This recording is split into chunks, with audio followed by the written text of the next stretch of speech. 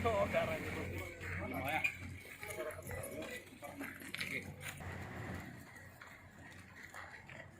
yang didinya?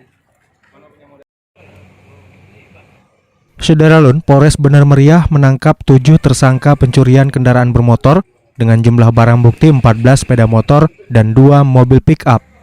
Polisi menyebut para tersangka merupakan 3 komplotan yang selama ini sudah cukup meresahkan masyarakat Bener Meriah dan sekitarnya. Saat ini petugas juga masih memburu 2 tersangka lainnya, berikut sejumlah barang bukti hasil pencurian yang belum semuanya berhasil diamankan. Hasil pencurian komplotan ini dijual ke sejumlah penadah di Gayo Lues, Aceh Utara, dan bahkan ke Medan, Sumatera Utara. Kita melihat situasi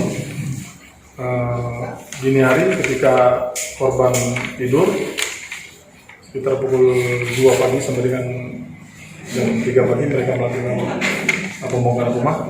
Setelah masuk, membuka pintu, baru rekan-rekannya lain ikut membantu melakukan penjarahan pencurian. Dari Redelong, Budi Fatria, Serambi On TV.